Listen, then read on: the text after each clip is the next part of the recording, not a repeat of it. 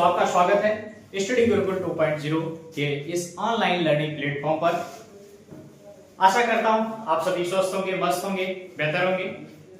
तो आज का वीडियो हम ज्यादा समय लेते नहीं स्टार्ट करते हैं। मैं आज लेके आ चुका हूं 2026 के मोस्ट इंपॉर्टेंट क्वेश्चन, जो कि हमारे हाई स्कूल बोर्ड परीक्षा में आने के 100% चांसेस है। जैसा कि मैंने पहले वीडियो बनाया था कि कुछ ही ऐसे प्रश्न होते हैं जो कि हर बार के रिपीटेड प्रश्नों के अंतर्गत आते हैं। तो ऐसे ही कुछ प्रश्नों को मैं लेकर के आ चुका हूं आपके बीच में, जो कि हमारा यूनिट दूसरा के अंतर्गत जो बायोलॉजी का चैप्टर है, जिसका नाम है जैव जगत, उसके अंतर्गत आज हम लोग देखते हैं कौन कौन से इंपॉर्टेंट क्वेश्चंस हैं जो कि 2026 के बोर्ड एग्जाम में आने वाले हैं दोस्तों। ठीक है, तो आज स्टार्ट करते हैं। तो पहला हमारा जो प्रश्न है जैव प्रक्रम, कि आखिरकार जैव प्रक्रम होते क्या है। दूसरा प्रश्न हमने लिया है पाचन, कि आखिरकार पाचन क्या होते हैं और इसकी विधियां कितनी होती हैं। दूसरा प्रश्न है पोषण एवं इसके चरण, पोषण के 5 चरण होते हैं, वो किस किस प्रकार से आते हैं, उन सारी चीजों के बारे में हम अध्ययन देंगे। उसके बाद है मानव में पाचन। इसके बाद हमारा 5वां प्रश्न है मानव में श्वसन। इसके बाद हम छठा क्वेश्चन देखते हैं मानव में उत्सर्जन। अब हम पहला प्रश्न जिसका नाम है जैव प्रक्रम अर्थात लाइफ प्रोसेस, इसमें होता क्या है बच्चों। तो वे सभी प्रक्रम जो सम्मिलित रूप से अनुरक्षण का कार्य करते हैं, अर्थात हमारे शरीर की अनुरक्षण प्रक्रिया अर्थात हमारी सुरक्षा करते हैं, उन सभी को हम क्या कहते हैं, जैव प्रक्रम कहते हैं। जिसके अंतर्गत हमारा पोषण, पाचन, उत्सर्जन सभी प्रक्रम आ जाते हैं। ये सम्मिलित क्रिया ही हमारी कहलाती है जैव प्रक्रम। ठीक है बच्चों, तो आगे हम दूसरे क्वेश्चन की तरफ बढ़ते हैं, जो कि चलिए बच्चों आ जाते हैं हम अपने तीसरे क्वेश्चन की तरफ से, जो कि है पोषण यानी न्यूट्रिशन। इसमें होता क्या है कि पोषण वह प्रक्रिया है, पोषण वह प्रक्रिया है जिसमें भोज्य पदार्थ टूट करके कोशिकीय स्तर पर हमें ऊर्जा प्रदान करते हैं, पोषण कहलाते हैं। अर्थात भोज्य पदार्थों का टूटने के फलस्वरूप जो कोशिकीय स्तर पर हमको ऊर्जा प्राप्त होती है कार्य करने के लिए, उसे हम क्या कहते हैं, पोषण कहते हैं। अगर मैं बच्चों आपको सरल शब्दों में कहना चाहूं तो आप कह सकते हैं कि ग्लूकोज के अणुओं का कोशिकीय स्तर पर टूट करके हमारे शरीर को ऊर्जा प्रदान करने की प्रक्रिया हमारी क्या कहलाती है, पोषण कहलाती है। आगे हम बात करते हैं कि पोषण की आवश्यकता क्यों होती है। हम कहते हैं बच्चों भोजन की हम करते हैं, भोजन की आवश्यकता क्यों होती है। तो भोजन का एक सरल सा उदाहरण है, भोजन की आवश्यकता हमको इसलिए होती है क्योंकि हमको कार्य करने के लिए ऊर्जा चाहिए, और ऊर्जा का प्रमुख स्रोत होता है भोजन। ठीक है बच्चों, और उस भोजन के दौर में हम पोषण के तौर पर हम लेते हैं 5 प्रकार के पोषक पदार्थों को, जिनके नाम है कार्बोहाइड्रेट्स, विटामिन, वसा, खनिज लवण। ये 5 प्रकार के जो क्या कह सकते हैं, जो पोषक पदार्थ हैं, उनको हम भोजन के माध्यम से लेते हैं। इसी को हम कहते हैं पोषण। आपसे कोई पूछ दिया प्रश्न बच्चों कि पोषण होता कहां है, तो पोषण होता है कोशिका के अंदर। ठीक है बाबू। दूसरी चीज चलिए बच्चों आ जाते हैं हम अपने तीसरे प्रश्न की तरफ से, जिसका नाम है पोषण अर्थात न्यूट्रिशन। पोषण वह प्रक्रिया है जिसमें हम भोज्य पदार्थ टूट करके कोशिकीय स्तर पर हमें ऊर्जा प्रदान करते हैं, पोषण कहलाते हैं। अर्थात भोज्य पदार्थों का कोशिकीय स्तर पर विघटन होने की प्रक्रिया, और विघटन के फलस्वरूप हमारे शरीर को ऊर्जा प्रदान करने की प्रक्रिया ही हमारी कहलाता है पोषण।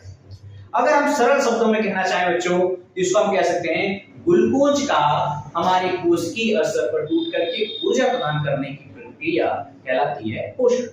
अब हम कहते हैं पोषण की आवश्यकता क्यों होती है, तो हमारे शरीर में जितनी भी प्रकार की मेंटेनेंस होती है, टूट फूट की मरम्मत होती है, चोट लग जाती है, तो उसको सही करने का काम करते हैं पोषण। दूसरी चीज हमारे शरीर में वृद्धि होती है। हम क्या जन्म अवस्था से आज उतनी छोटी अवस्था में पड़े हैं, नहीं, हम धीरे धीरे क्या होते हैं, ग्रोथ कर रहे हैं, बड़े हो रहे हैं। ये किसके कारण हो रहा है, पोषण के कारण होता है। दूसरी चीज हमारे शरीर के अंदर, शरीर में तमाम प्रकार के रोग होते हैं, उन रोगों से लड़ने के लिए सहायता कौन प्रदान करता है, वे प्रदान करते हैं। दूसरी चीज होती है हमें जीवित रहने के लिए ऊर्जा कौन प्रदान करता है, तो पोषण के जरिए ही तो हमें ऊर्जा प्राप्त होती है। इसी से रिलेटेड एक प्रश्न और पूछा जाता है कि हमें भोजन की आवश्यकता क्यों होती है, तो भोजन की आवश्यकता एक सिंपल सा जवाब है कि भोजन की आवश्यकता हमको ऊर्जा के लिए चाहिए। क्यों ऊर्जा क्यों होती है? ऊर्जा हमारे शरीर में जितने भी प्रकार की क्रियाएं होती हैं उन सभी क्रियाओं को करने के लिए जरूरी होती है। और भोजन के रूप में हम किन किन वस्तुओं को लेते हैं, किन पदार्थों को लेते हैं, तो लेते हैं कार्बोहाइड्रेट, प्रोटीन, वसा, खनिज लवण, और ये 5 प्रकार के पोषक पदार्थों को हम क्या करते हैं अपने भोज्य पदार्थ के रूप में। हम उसी अपने तीसरे प्रश्न के ही थोड़ा और आगे बढ़ते हैं। इसमें और भी चीजें जानकारी के तौर पे है कि पोषण के प्रकार, अर्थात कहने का मेरा मतलब ये है बच्चों कि पोषण जो है अलग अलग प्रकार के जीवों में अलग अलग प्रकार के तरीकों से होता है। जैसे अब जीवों की बात करें, पोषण के आधार पर जीवों को 2 भागों में बांटा गया है। पोषण के आधार, जो जीव हैं ये पोषण के आधार पर है। पोषण के आधार पर जो जीवों का वर्गीकरण किया गया वो 2 प्रकार से है, जिसके अंतर्गत जीव को 2 भागों में बांटा गया। एक है हमारे स्वकोषी जिनको हम कहते हैं ऑटोट्रोफिक, दूसरे आते हैं हमारे परपोषी जिनको हम कहते हैं हेटेरोट्रोफिक। अर्थात ऐसे जीवधारी जो अपना भोजन स्वयं बनाते हैं, ऐसे जीवधारी जो अपना भोजन स्वयं बनाते हैं उनको हम कहते हैं स्वकोषी जीवधारी। इसके अंतर्गत हमारे सभी हरे पेड़ पौधे आ जाते हैं। दूसरी है परपोषी, ऐसे जीवधारी जो अपना भोजन क्या करते हैं दूसरों की सहायता से बनाते हैं मेरे बच्चों, उनको हम कहते हैं परपोषी, जिनको हम कहते हैं हेटेरोट्रोफिक। अब बात करते हैं स्वकोषी के प्रकार की। तो स्वकोषी के 2 प्रकार होते हैं। पहला प्रकार आता है प्रकाश संश्लेषी, जिसको हम कहते हैं फोटो ऑटोट्रोपिक, ठीक बच्चों। दूसरे आते हैं रसायन संश्लेषी, जिनको हम कहते हैं केमिको ऑटोट्रोपिक। अब प्रकाश संश्लेषी क्या होते हैं?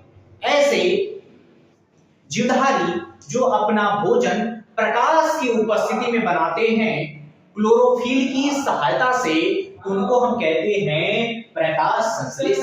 इसके उदाहरण की बात करें, इसमें हरे पेड़ पौधे सभी आ जाते हैं और शैवाल और कुछ हमारे साइनोबैक्टीरिया भी आते हैं, इनको हम कहते हैं प्रकाश संश्लेषी। अब हम दूसरे प्रकार की तरफ बढ़ते हैं जो कि है रसायन संश्लेषी। इसमें होता क्या है कि ऐसे जीवधारी जो अपना भोजन विभिन्न प्रकार के रसायनों के माध्यम से अपना भोजन ग्रहण करते हैं, उनको हम कहते हैं, जैसे में आते हैं इसके अंतर्गत वायरस और बैक्टीरिया आते हैं।